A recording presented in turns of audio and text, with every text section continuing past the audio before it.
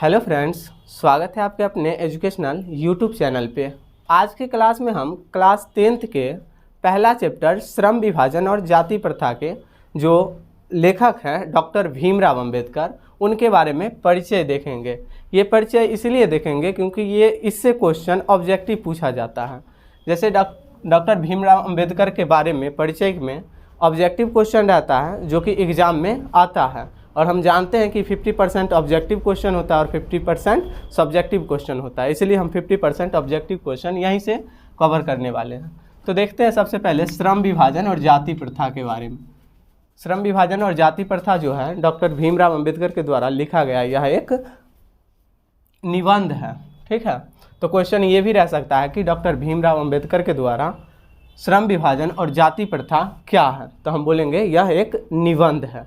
और दूसरी बात, यहाँ पे श्रम विभाजन का मतलब क्या होता है? श्रम का अर्थ होता है काम करना, यानी श्रम जो होता है जैसे परिश्रम, तो उसमें श्रम जो आता है इसका अर्थ होता है काम करना। श्रम का अर्थ हुआ काम करना। विभाजन यानी काम को विभाजन कर देना, ठीक है। और जाति प्रथा यानी जाति के आधार पे काम को बांट देना श्रम विभाजन कहलाता है। जैसे कि कोई व्यक्ति, मान लीजिए कोई नाई है तो वो केस ही काटेगा, बाल ही काटेगा, ऐसा करके बहुत सारे जो हैं जाति के आधार पे काम का बंटवारा कर दिया गया था। इसी के वजह से इसे श्रम विभाजन और जाति प्रथा के बारे में डॉक्टर भीमराव अंबेडकर ने बहुत सारी बातों को बताए हैं। जो चैप्टर हम पढ़ेंगे श्रम विभाजन और जाति प्रथा, उसमें आप समझेंगे। अभी फ़िलहाल हम ये समझते हैं कि डॉक्टर भीमराव अंबेडकर के द्वारा लिखा गया यह क्या है, तो निबंध है। क्या नाम है इसका? तो श्रम विभाजन और जाति प्रथा। उसके बाद हम डॉक्टर भीमराव अंबेडकर के बारे में जानेंगे। इनके हर एक, जैसे जन्म कब हुआ, मृत्यु कब हुआ, ठीक है, इनके माता का नाम क्या है, पिता का नाम क्या है, तो ये सारा चीज़, ये किन से प्रेरित हुए हैं, ये सारे चीज़ के बारे में हम जानेंगे इसी में डॉक्टर भीमराव अंबेडकर के बारे में। तो डॉक्टर भीमराव अंबेडकर जो है, इनका जन्म 14 अप्रैल 1891 ईस्वी को हुआ था। डॉक्टर भीमराव अंबेडकर हैं जिनका जन्म कब हुआ था? 14 अप्रैल 1891 ईस्वी को हुआ था। ये चीज़ें जो है, ये बातें जन्म याद रख लेते हैं हम, 14 अप्रैल 1891 ईस्वी अभी याद रख लेंगे, लेकिन आगे चल करके भूल जाएंगे। तो एक ट्रिक के द्वारा हम बताते हैं एक तरीके से, ताकि आप इसको लंबे समय तक याद रख सकेंगे। ध्यान देंगे, जैसे यहाँ पे 14 अप्रैल है, तो 14 अप्रैल कौन से महीना होता है? चौथा महीना होता है। तो 14/4 यहाँ पे तो समझ गया, 14/4 यानी 14 तारीख याद रखेंगे तो चौथा महीना याद रहेगा, यानी 14 अप्रैल।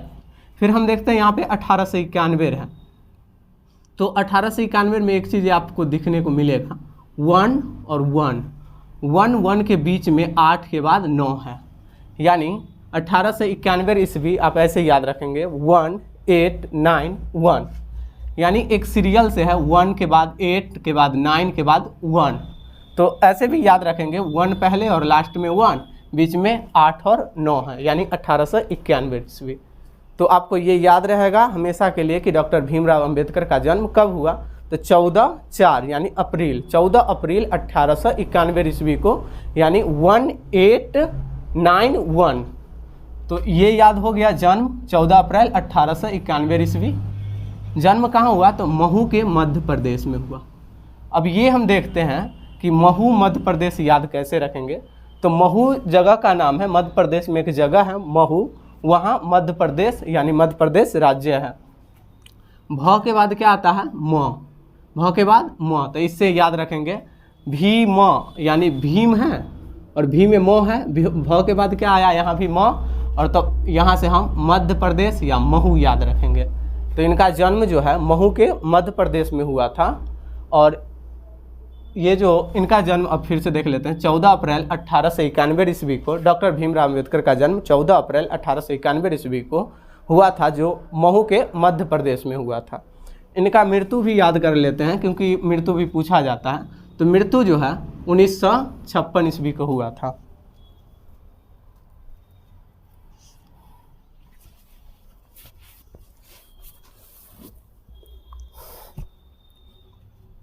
डॉक्टर भीमराव अंबेडकर का मृत्यु जो है 1956 ईस्वी को हुआ था। ये कैसे याद रखेंगे? तो यहाँ पे आप देखिए 19 यानी 1900 ईस्वी याद रखेंगे, 5 के बाद 6, 5 के बाद 6, तो 1956 यानी 1956 ईस्वी में इनका मृत्यु जो हुआ था वो दिल्ली में हुआ था। कहाँ हुआ था? दिल्ली में। तो आप इस तरीके से याद रखेंगे, दिल्ली में इनका मृत्यु हुआ था। अधिकतर लोग जो होते हैं वो मतलब उन्हें कोई बीमारी हो जाता है तो वो बिहार के लोग हैं तो पटना जाएंगे, पटना से दिल्ली जाएंगे, दिल्ली से आगे कहीं नहीं जाएंगे, बल्कि दिल्ली जा करके उनका मृत्यु हो जाएगा। उसी तरीक़ा से आप सिर्फ याद करने का ये तरीका है, ट्रिक है, आप सिर्फ तरीके तक समझेंगे, उससे आगे कुछ मत सोचेंगे, ठीक है। तो 1956 ईस्वी में इनका मृत्यु हुआ। कहाँ हुआ? दिल्ली में, यानी दिल्ली में जा करके लोगों का मृत्यु हो जाता है। इस तरीके से याद रखेंगे सिर्फ। तो इनका जन्म जो है, डॉक्टर भीमराव अंबेडकर का जन्म याद ही हो गया होगा, 14 अप्रैल 1891 ईस्वी को महू के मध्य प्रदेश में, और इनका मृत्यु 1956 ईस्वी में कहाँ हुआ था? तो दिल्ली में। अब देखते हैं नीचे, इन्होंने उच्चतर शिक्षा के लिए यानी हायर एजुकेशन के लिए न्यूयॉर्क गए थे, और वहाँ न्यूयॉर्क यानी अमेरिका, और वहाँ से फिर लंदन चले गए थे। यानी शिक्षा ग्रहण करने के लिए इन्होंने कहाँ गए? न्यूयॉर्क गए। न्यूयॉर्क के बाद इन्होंने कहाँ चले गए? तो लंदन चले गए। इन्होंने स्वदेश में यानी अपने देश में वकालत भी किए थे। इन्होंने अपने देश में क्या किए थे? वकालत। तो कभी कभी क्वेश्चन ये भी रहता है कि डॉक्टर भीमराव अंबेडकर वकालत कहाँ किए थे? तो स्वदेश में यानी अपना देश में, भारत में। नेक्स्ट है स्वदेश में, वही बातें हम बता दिए, सो वकालत भी किए थे कि वो जो है अपने ही देश में वकालत भी किए थे डॉक्टर भीमराव अंबेडकर। प्रेरक व्यक्ति जो थे, जिनसे प्रेरित हुए थे, वो थे बुद्ध, कबीर और ज्योतिबा फुले। क्वेश्चन आता है, ये सब क्वेश्चन जो है ऑब्जेक्टिव में आता है कि निम्न में से किन से प्रेरित हुए थे डॉक्टर भीमराव अंबेडकर, निम्न में से किन से प्रेरित हुए थे। ऑप्शन में वहाँ पे रहेगा बुद्ध, कबीर, ज्योतिबा फुले, और चौथा ऑप्शन रहेगा इनमें से सभी।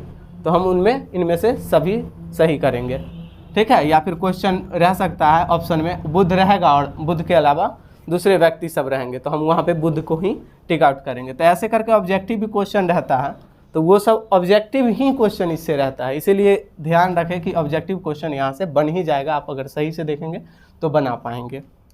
उसके बाद है, ये जो थे डॉक्टर भीमराव अंबेडकर, उनका जन्म जो हुआ था एक दलित परिवार में हुआ था। ये तो बातें जानते ही होंगे डॉक्टर भीमराव अंबेडकर के बारे में, खास करके कि इनका जन्म जो है एक दलित परिवार में हुआ, और इन्हें बहुत पढ़ाई से लेकर के हर एक चीज़ों में बाधा होता था, सिर्फ और सिर्फ दलित होने के कारण। दलित परिवार में जन्म हुआ इसी के वजह से। फिर भी इन्होंने बहुत सारे मेहनत करके, बहुत ज़्यादा कुछ करके इन्होंने आगे बढ़ करके, सोच सकते हैं कि न्यूयॉर्क, लंदन, यहाँ तक वो पढ़ने चले गए।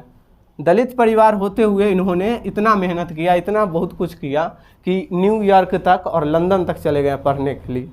तो ये बहुत बड़ी बात है इनके लिए, डॉक्टर भीमराव अंबेडकर के लिए, जो कि ये दलित परिवार होते हुए इन्होंने बहुत कुछ किए हैं। साथ ही साथ हम बताएंगे कि इन्होंने क्या क्या और किए हैं, यानी इन्हें संविधान का निर्माता कहा जाता है, संविधान के जनक कहा जाता है। तो देखिए, ये इनका जन्म जो है दलित परिवार में हुआ। इनके माता का नाम, माता जो थी, इनके माता का नाम भीमाबाई था। ये भी याद करने का एक तरीका देख लेंगे यहाँ पे। भीमाबाई इनके माता का नाम था, पिता का नाम रामजी सकपाल था।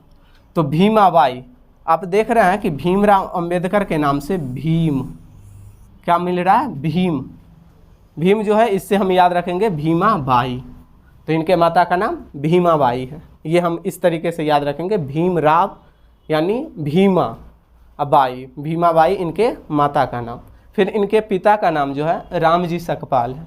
इनके पिताजी का नाम क्या है? रामजी सकपाल है। तो यहाँ पे आप देखिए भीमराव में, यहाँ पे आप देख लीजिए भीमराव में राम, राम आ गया, रा के बाद इधर आ जाएंगे उल्टा तो राम हो जाएगा। तो इनके पिता का नाम रामजी सकपाल है। तो आप सिर्फ भीमराव के नाम से आप याद कर सकते हैं उनके माता का और पिता का नाम, और ये लंबे समय तक याद रहेगा। आप सिर्फ भीमराव अंबेडकर का नाम सुनेंगे और ये बातें चल जाएगा माइंड में कि भीमराव अंबेडकर, तो इनके माता का नाम भीमाबाई, पिता का नाम रामजी सकपाल। तो याद हो गया होगा, इनके माता का नाम भीमाबाई है, पिता का नाम रामजी सकपाल है। उसके बाद हम देखते हैं भीमराव अंबेडकर जी जो थे उन्हें संविधान का निर्माता कहा जाता है। भीमराव अंबेडकर को क्या कहा जाता है? संविधान के निर्माता कहा जाता है, यानी इन्होंने संविधान बनाने में बहुत अहम भूमिका निभाए हैं, इसीलिए इन्हें संविधान के निर्माता कहा जाता है डॉक्टर भीमराव अंबेडकर को। डॉक्टर भीमराव अंबेडकर को संविधान का निर्माता कहा जाता है या संविधान के जनक कहा जाता है, ये क्वेश्चन रहता है।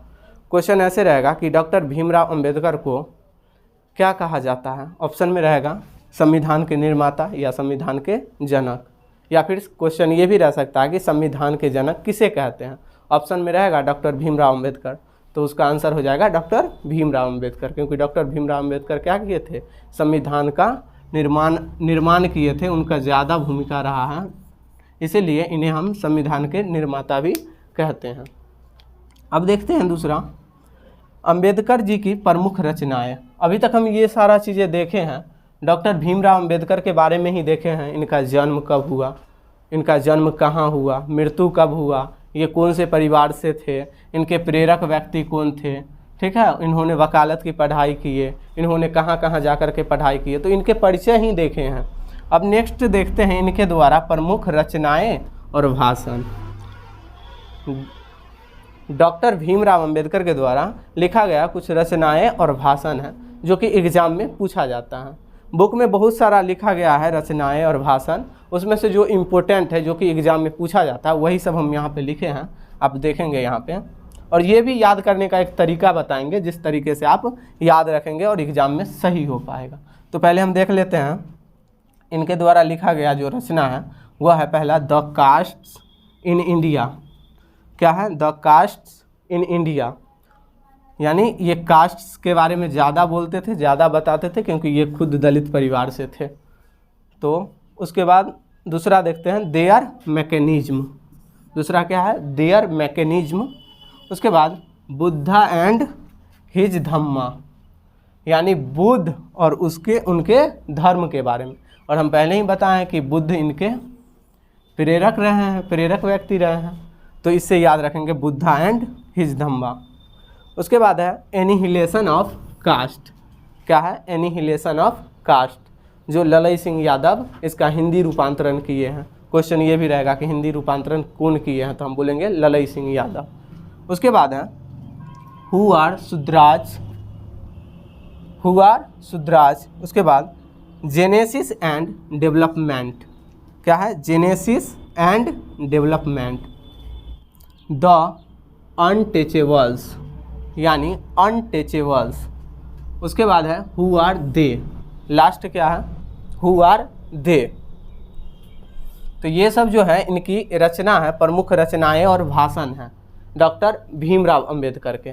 डॉक्टर भीमराव अंबेडकर के जो रचना है, ये सब क्वेश्चन रहता है कि निम्न में से कौन डॉक्टर भीमराव अंबेडकर के द्वारा लिखा गया रचना है। ये क्वेश्चन तो बार बार पूछा गया, द कास्ट इन इंडिया, या फिर एक और है एनिहिलेशन ऑफ कास्ट। तो ये सब आप याद रखेंगे ताकि ऑब्जेक्टिव क्वेश्चन यहाँ से बन सकेगा और बना पाएंगे अच्छे तरीके से, अच्छे ढंग से। हम बोले डॉक्टर भीमराव अंबेडकर की रचनाएं और भाषण याद अगर अभी भी नहीं होता है या फिर परेशानी हो रहा है याद करने में, तो एक बातें याद रखेंगे, इससे आपका हो सकता है सही हो जाए। है चांस 90% की सही हो जाएगा, लेकिन याद कर लेंगे तो 100% है कि सही ही होगा।